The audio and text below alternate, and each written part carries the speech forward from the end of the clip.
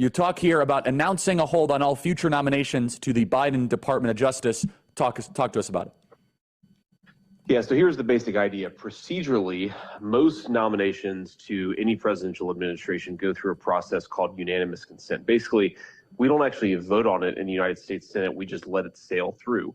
Now, obviously, voting takes time. We're not going to win every vote, but you at least force your colleagues to go on the record for whether they support someone or don't.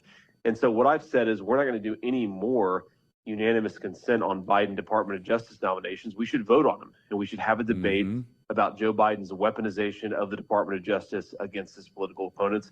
That's all we've done is basically say we're going to gum up the works a little bit. We're not going to let these guys sail through. And it's crazy, Charlie. The media and the left has completely overreacted to this, which of course I welcome. But all we're doing, the only thing that we're fundamentally saying is if you want to have more foot soldiers in the Department of Justice's political war against conservative America, we're going to force you to vote on it. That's all that we've done, and they have absolutely had their heads explode. Now, Senator, for people that don't know, I lived through this because some of my friends had to go through it. When Donald Trump was president, Senate Democrats would put holds on ambassadors to give an non-controversial, like, hey, I'm going to be the ambassador of Barbados hold.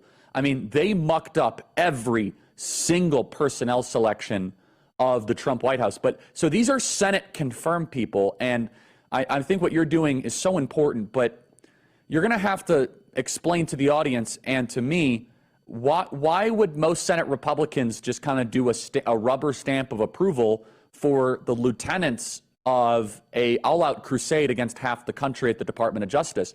Why would this not? Why wouldn't every Republican senator say you get no more Joe Biden? Sorry, your lieutenants are done. You know, it's a good question. A few of my colleagues have joined me, and they hold, if not every single Department of Justice nominee, at least a lot of them. Josh Hawley of Missouri, a couple of others have been real leaders on this issue. But look, it's a good question. I think every Republican or Democratic senator should have to answer.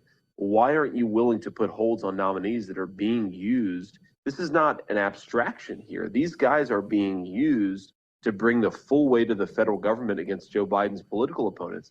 I mean, obviously, I'm a Donald Trump guy. I'm supporting Donald Trump. Step back from the Donald Trump conversation. What about parents peacefully protesting at their kids' school board meetings, have an FBI investigation launched against them, or a pro-life activist treated like a common thug in front of his children, arrested for peacefully protesting?